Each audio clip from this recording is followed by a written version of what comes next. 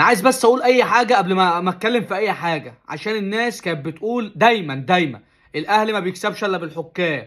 اهي ضربه جزاء بتاعت ايمن اشرف، اللي ما بيشوفش يشوفها. ضربه جزاء الناس كلها شافتها. البنا قال لك لا مش ضربه جزاء، والاهلي خسر.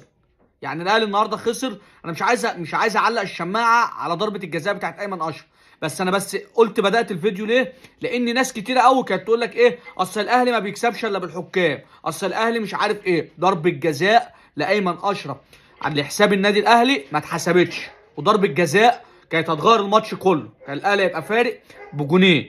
تمام. تعالى بس اتكلم. النهارده طبعا بنك الاهلي عمل ماتش بامانه ممتاز. طارق مصطفى مدرب كبير بامانه، ككوره وقفل على مفاتيح اللعب بتاعت النادي الاهلي. لا، طارق مصطفى مدرب جامد ومدرب مصري فاهم. خلي بالك المدرب ده يعني من احلى المدربين دلوقتي اللي على الساحه المصريه بصراحه.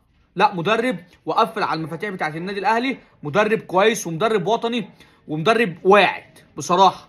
فالنهارده طارق مصطفى الف مليون مبروك للبنك الاهلي، عشان انت مدرب محترم ومدرب عرفت ازاي تلاعب النادي الاهلي وتجاري النادي الاهلي بصراحه. بس في حاجه هنا، الجون الثالث للبنك الاهلي، رامي ربيعه. يعني انا مش عارف بصراحه، يعني انا مش فاهم رامي ربيعه. انت اصلا يعني مش انت هتطلعها ولا هتشتتها ولا انت وقعت ولا انت، انا مش فاهم. يعني الطبيعي ان الكره جايه السيرد باك من مره واحده بيطلع الكوره. انت مش على الكوره طبت قدامك مرتين، ومصطفى شوبير طالع بيعملها بايده.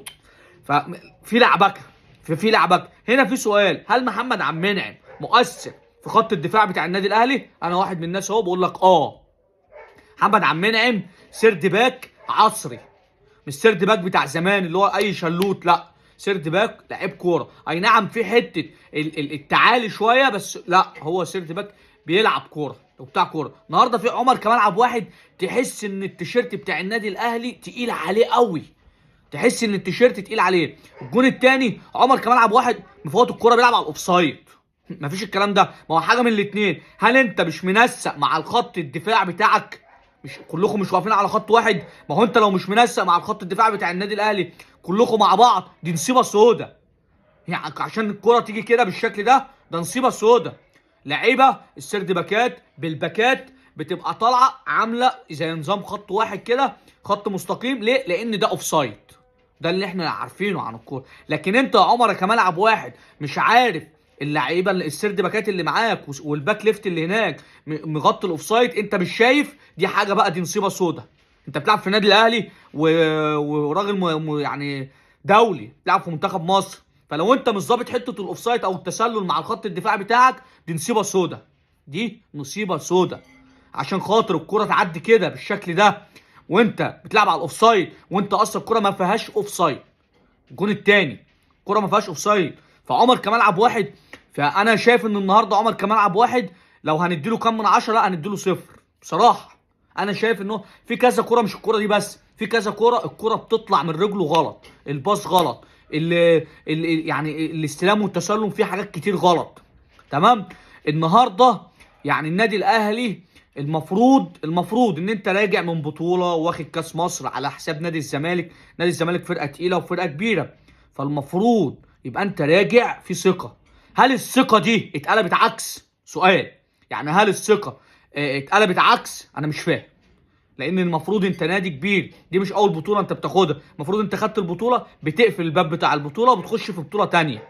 لكن النهارده اللعيبه في سذاجه في الملعب، في سذاجه، وتحس ان في تعالي عن الكوره. فبصراحه لا، النهارده النادي الاهلي يعني لا ما كانش كويس، وفي تعالي. ده لازما المدرب يقعد. مش هنختلف ان النهارده كولر برضو قلب في بعض التغييرات او في بعض التشكيله، بس اللعيبه الاهلي واحنا متعودين على الاهلي بمن حضر. الاهلي لو جبت اي 11 اي 11 حد ولبسته تيشيرت النادي الاهلي هيكسب.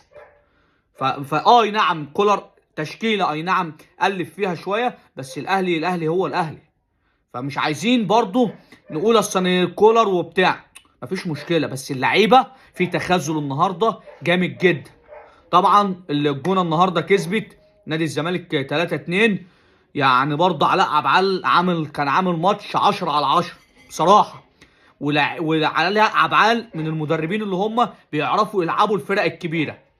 النهارده نادي الزمالك 3-2 كان ماتش برضه يعني 10 على 10 بصراحه. يعني الماتش النهارده كان ممتاز، والزمالك طبعا رجع تاني من 2 لرجع تاني التعادل. وبعد كده طبعا في اخر 5 دقايق اللي الجونه جاب جون طبعا بهجمه مرتده. فالنهارده طارق مصطفى وعلاء عبعال مدربين ممتازين، عرفوا يلعبوا كوره مع القطبين المصريين، اكبر ناديين في مصر. عرفوا ازاي يلعبوا عليهم، وعرفوا ازاي يقفلوا على المفاتيح بتاعتهم، وعرفوا ازاي يكسبوا الاهلي والزمالك. يعني بنتكلم على البنك الاهلي طارق مصطفى، وعلى الجونه علاء عبعال، عرفوا ازاي يقفلوا على المفاتيح. وخلي بالك المدربين دول بالاخص بيعرفوا يلعبوا مع الفرق الكبيره. طارق مصطفى مدرب محترم وعامل فرقه محترم النهارده. بصراحه ايمن اشرف النهارده كان ممتاز.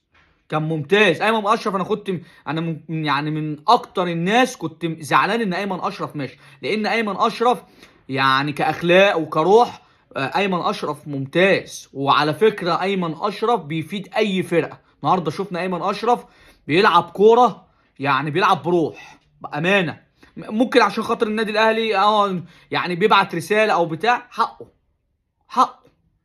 لاعب ممتاز ولاعب محترم، ويعني هارد لك للنادي الاهلي النهارده. وان شاء الله باذن الله المدرب كولر لازما يقعد مع اللعيبه، ولازما يعني الماتش ده ما ينفعش، او الاستهتار ما ينفعش. انت خارج من بطوله، تمام، الغي البطوله وفكر في اللي جاي. ارض لك للنادي الاهلي وارض لك لنادي الزمالك، ومبروك للبنك الاهلي والجونه، لان مدربين محترمين.